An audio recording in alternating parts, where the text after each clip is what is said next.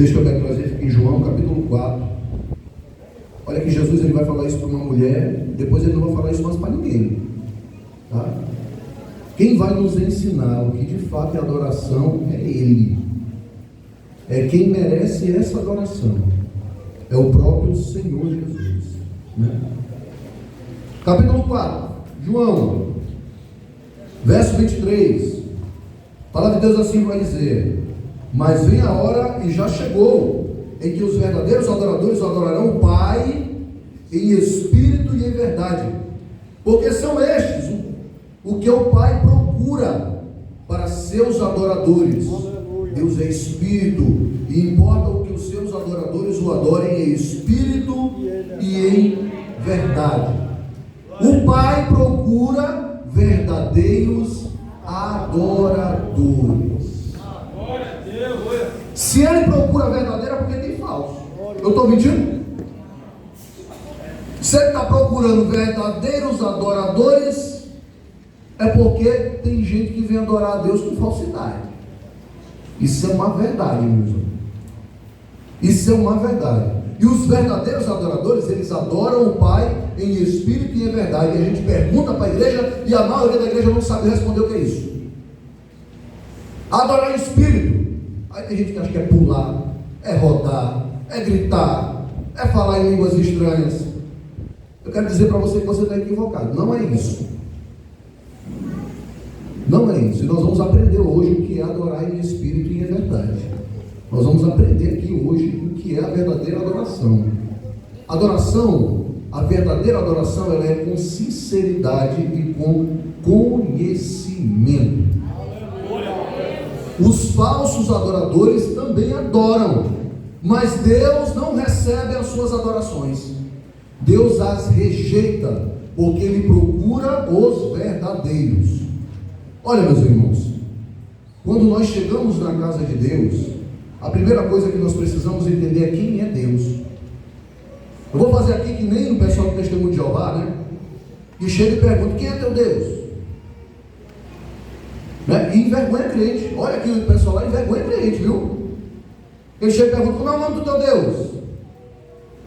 Aí a maioria não sabe, né? Aí ele chega e fala: Jeová, né? Para você que é uma transliteração errada, porque o hebraico não tem som de J. Nunca teve. Lá o tetragrama é Yod, He, Vav, He, né? A pronúncia se perdeu pelo povo judeu. Se o povo judeu não tem a pronúncia, como é que o brasileiro saliente vai ter? O maranhense. Não é verdade?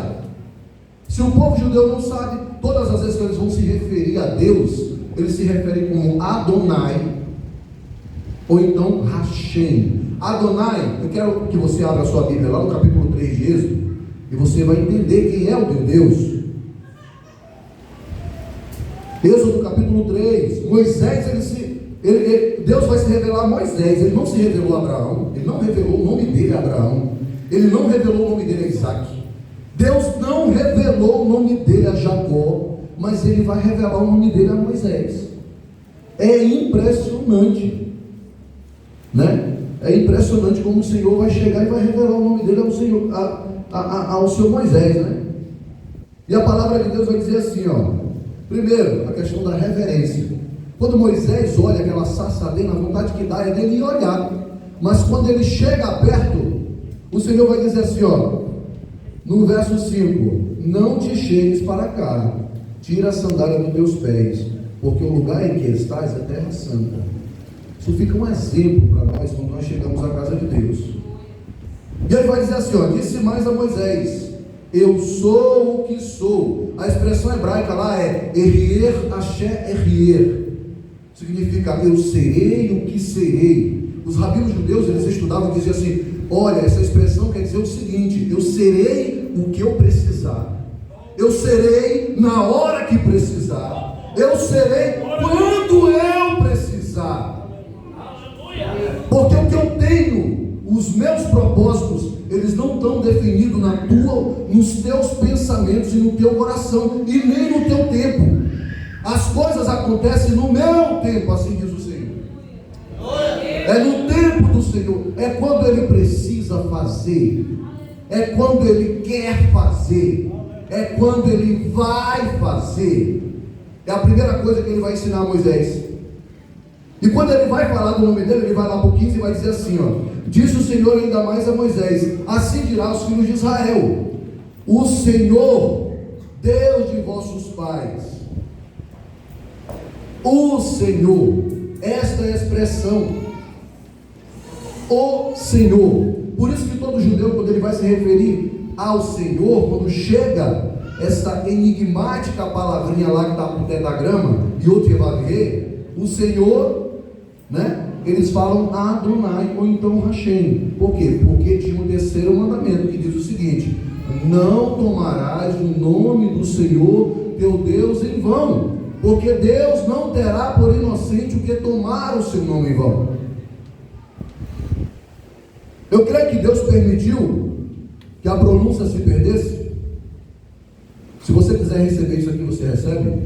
Isso aqui já é do pastor Mário. Eu creio que o tempo que eu li a palavra de Deus, eu comecei a aprender que o Senhor permitiu que a pronúncia do nome se perdesse, para que ao nome de Jesus nós clamássemos, para que o nome de Jesus fosse colocado como ponte até Ele, para que as pessoas entendessem que só através do nome do Senhor Jesus nós temos comunhão com Deus, para que a reverência ao Senhor viesse através da adoração, e essa adoração através do nome do Senhor Jesus. O nome do Senhor Jesus precisa ser clamado. Nós nem precisamos saber o nome de Deus. Se a pronúncia ficou perdida, é porque Ele permitiu que se perdesse. Nós temos um nome. Lá no capítulo 2 de Filipenses vai dizer que é o nome que está acima de todos os nomes, a qual todo joelho no céu, na terra e debaixo da terra, e toda língua confesse: Jesus Cristo é o Senhor, para a glória de Deus Pai. A adoração genuína, ela vem através da comunhão com Deus, por intermédio do nome do Senhor Jesus. Quando nós reconhecemos a soberania de Cristo sobre nossas vidas, nós começamos a adorar de fato ao Senhor. Não existe adoração sem reconhecimento de soberania. Não existe adoração. E Deus, Ele procura os verdadeiros adoradores, porque os falsos estão aí, e são muitos. É engraçado que chega a se assemelhar com Mateus capítulo 5. É impressionante que chega a se assemelhar até mesmo com Lucas, também no capítulo 5.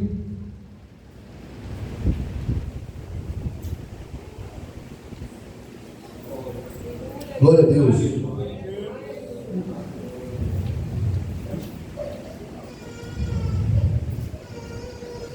Marcos capítulo 5, perdão. A palavra de Deus vai dizer assim: extremamente chegaram a outra margem do mar, a terra dos Gerazenos. Ao desembarcar, logo veio dos sepulcros ao seu encontro um homem possesso de espírito imundo, o qual vivia nos sepulcros, e nem mesmo com cadeias alguém podia prendê-lo, porque tendo sido muitas vezes presos com grilhões e cadeias, as cadeias foram quebradas por eles, os grilhões despedaçados, e ninguém podia segurá-lo. Andava sempre de noite e de dia, clamando entre os sepulcros e pelos montes, ferindo-se com pedras. De longe viu Jesus, correu e o adorou. Adorou.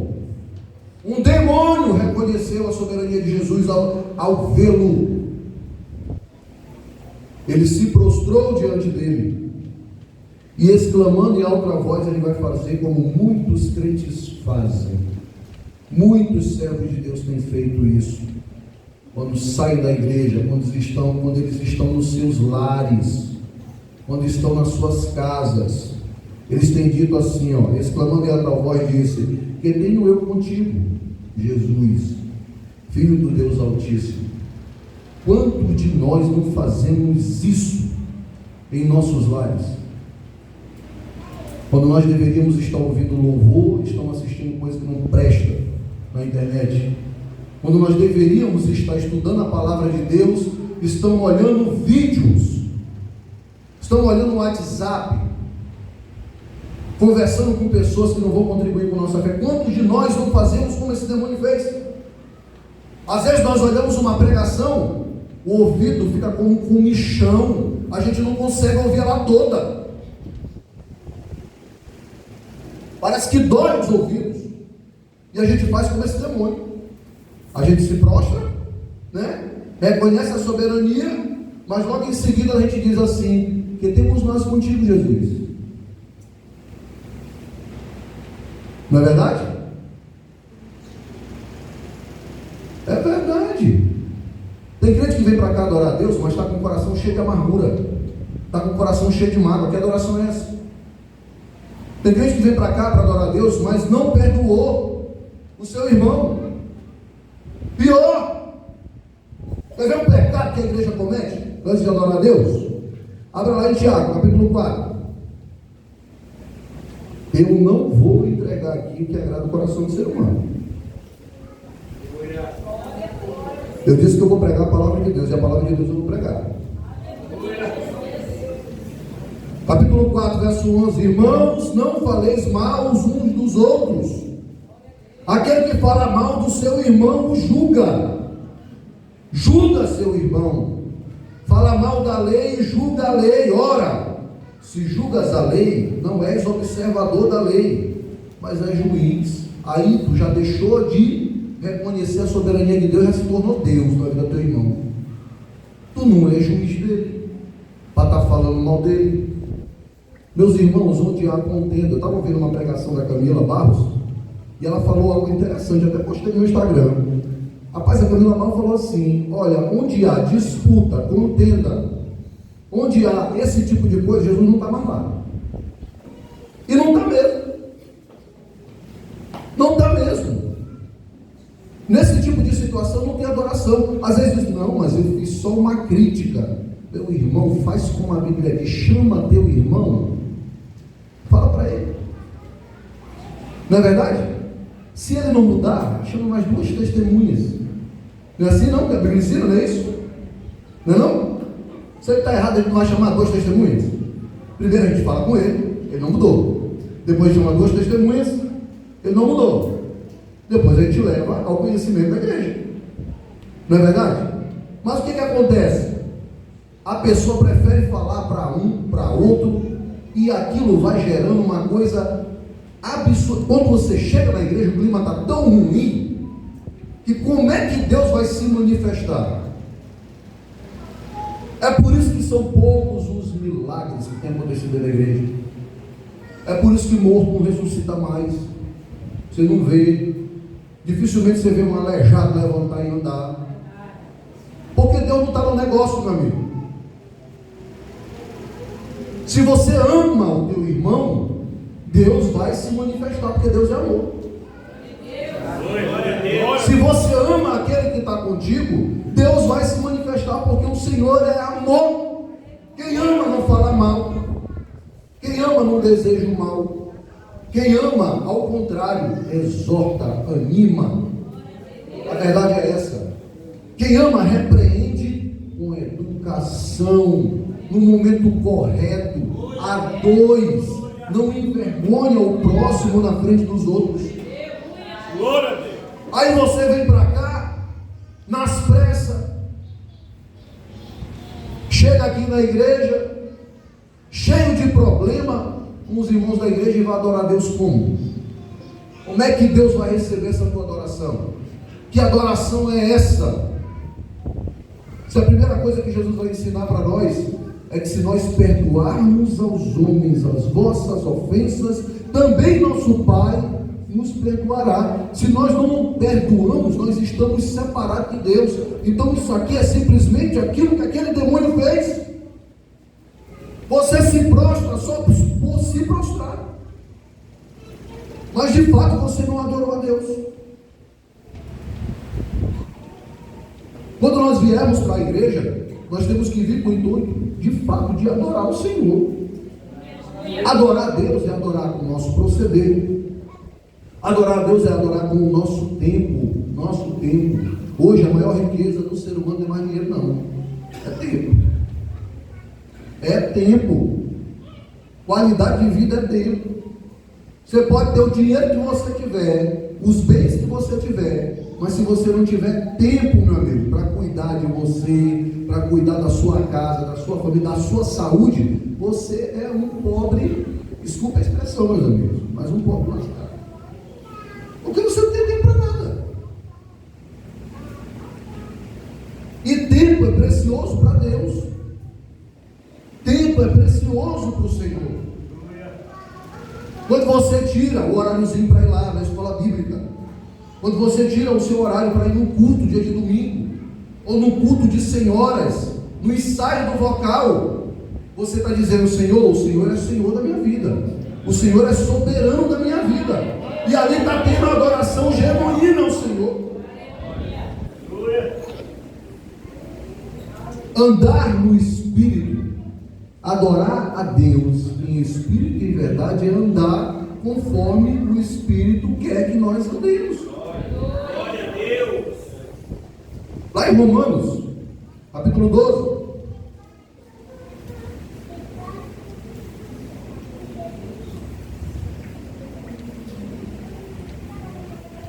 Vai nos ensinar o que é culto, né? E a gente às vezes acha que culto é adoração, e não é, né? Culto vem do grego latria. Culto é um serviço que nós prestamos ao Senhor aqui nessa terra.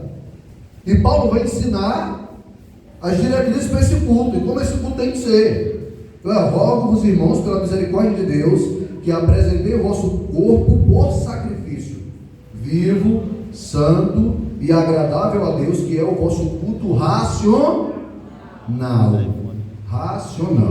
Romanos capítulo 8 vai nos ensinar algo também interessante.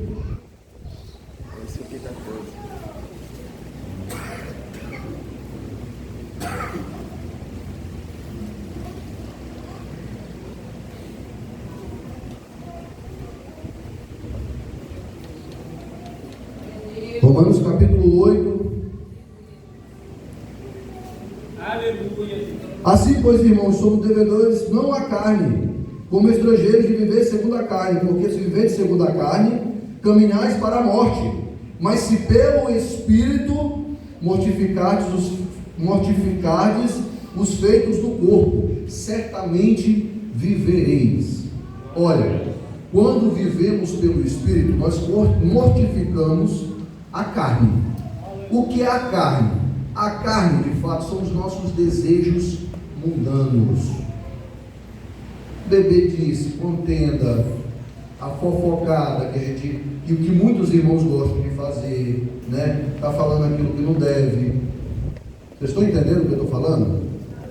Então, quando nós mortificamos essas coisas e vivemos em conformidade com a palavra de Deus, nós começamos a viver em Espírito. Viver, na verdade, é ter comunhão com Deus. Quando Jesus disse que Ele veio para que nós tivéssemos vida, Ele veio para que nós tivéssemos vida através do Espírito Santo de Deus, para que nós mortificássemos a carne e vivêssemos em conformidade com a palavra de Deus.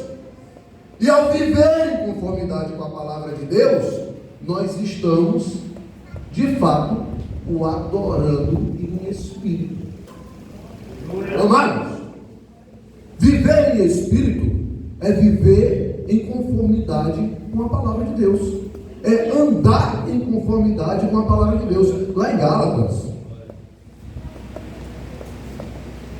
Gálatas no capítulo 5, se eu não estou enganado, isso, verso 17, vai dizer assim: porque a carne milita contra o Espírito, e o Espírito contra a carne, porque são opostos entre si, para que não façais, porventura, o que é do vosso querer. Olha só, a natureza do ser humano é pecaminosa. Nós queremos, por natureza, fazer aquilo que é errado. Mas só que nós temos a palavra. Nós temos a palavra da verdade. Nós temos esse Espírito Santo maravilhoso, que nos faz lembrar da palavra de Deus. E a carne não nos vence, por causa da palavra e por causa do Espírito Santo, que nos faz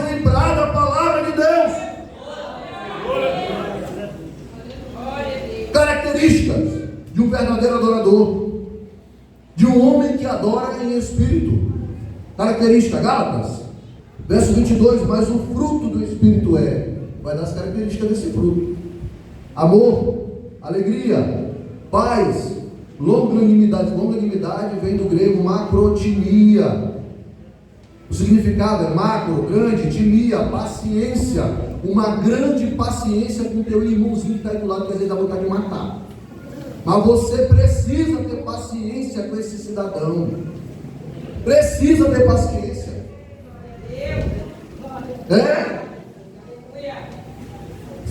Benignidade, bondade, não são as mesmas coisas. André sabe disso, não é não, André? Benignidade é o ato de você tratar bem. A palavra lá é Christotes, né? Bondade, o grego lá é agatosine, né? É o ato de você ter voluntariedade para doar. Você se doa, você gosta. Por exemplo, a pessoa chega: meu irmão, estou precisando de uma oferta. O irmão, o primeiro, vai estar aqui. Vamos lá, vamos ajudar. Ser bom, né? Se doar, dar ao próximo. A pessoa pode ser bom, mas pode não ser benigno, sabia? A pessoa chega lá, você pede, ele dá, mas tu é terrível. Pega. Ele não te tratou bem, mas ele deu, né? Então já valeu a pena. A verdade é essa. Então, essa é uma característica de um crente que adora o Senhor. Ele trata bem e ele é bondoso, né? Outra característica: fidelidade. E como é difícil fidelidade nesses tempos em que nós vivemos, né? Como é difícil sermos fiéis. Mas eu não estou dizendo ser só fiel a Deus, não. Olha, Deus, Ele olha a tua vida como um todo. Se você não for fiel também na igreja, na família, no teu trabalho, você não vai estar honrando a Deus, porque isso é uma característica que tem que ser implícita em nosso ser. Quando nós vivemos em espírito e adoramos a Deus em espírito, nós somos fiéis. Nós somos fiéis. Povo de Deus é um povo fiel. Povo fiel é um povo que tem domínio próprio. Essa palavra aqui, essa tradução é terrível. Meu pastor me ensinou que essa palavra aqui, na verdade, ela lá é praikris, né? Esse é um domínio sobre as tuas emoções. É um domínio sobre as tuas emoções. O povo de Deus é um povo equilibrado emocionalmente, né?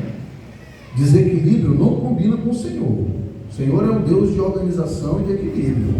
Então o crente também precisa ser um homem equilibrado. Adorar a Deus é adorar com equilíbrio emocional. Você não vai chegar diante de Deus destrambelhado e sair da mesma forma. Provavelmente o Senhor vai ter misericórdia de ti e vai te trazer a razão, né? E emocionalmente você vai começar a se equilibrar. Por quê? Porque a adoração ela tem que ser com equilíbrio emocional. Deus não é Deus de desesperados. Desesperados são aqueles que não têm esperança. Desesperados são aqueles que não têm Cristo Jesus. Cristo Jesus é a nossa esperança. A nossa esperança está em Cristo. E emocionalmente nós somos inabaláveis, porque Cristo Jesus está em nós. Nosso ser. É Senhor de nossas vidas. E tem aqui, né, o domínio próprio, né? Que a palavra lá é encráteas, né? Mansidão é uma coisa, domínio próprio é outra, totalmente diferente.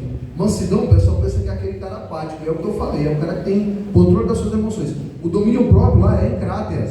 Essa palavra grega lá é o controle sobre as paixões carnais, que é difícil, principalmente para homem. Tenha controle sobre o teu olhar, sobre o que tu vê no celular, sobre as conversas que você se envolve no trabalho. O que tem de crente que se envolve em conversa, que não é para se envolver, que olha a foto que não é para olhar. Não é verdade? Tem muito crente que se coloca numa situação difícil com o Senhor, porque está numa roda que não era para ele estar, principalmente o homem. Existem conversas que não são para crente. Existem coisas que nós não podemos ouvir. Porque aquilo que nós vemos e ouvimos vai lá para dentro da nossa mente, do nosso coraçãozinho lá, ó. E no momento certo, Satanás pode usar para despertar um desejo, para despertar um sentimento que vai te arrebentar. Então você precisa ter cuidado com aquilo que você vê e com aquilo que você olha, para que não seja despertado em você um descontrole sobre as tuas paixões carnais. Nós somos seres humanos, somos falhos. Então, adorar em espírito é você andar em conformidade com aquilo que o Espírito quer. O Espírito de Deus, ele é ciumento. A palavra de Deus nos ensina que o Espírito de Deus, ele tem ciúme de nós. E quando nós deixamos de adorar a Deus para adorar outra coisa, para reconhecer outra coisa como soberano. Tem gente que o time de futebol é soberano sobre a vida dele. Ele chega atrasado no culto, o bonito, porque ele está assistindo o jogo. É verdade. Aí o bonitão chega para adorar, ele está adorando? Não, está igual aquele demônio lá. Prostou lá, mas a adoração espírito verdadeira não está acontecendo não. Eu estou falando de espírito, não estou nem falando da verdade ainda. E meu tempo já está quase acabando. Já está acabando já.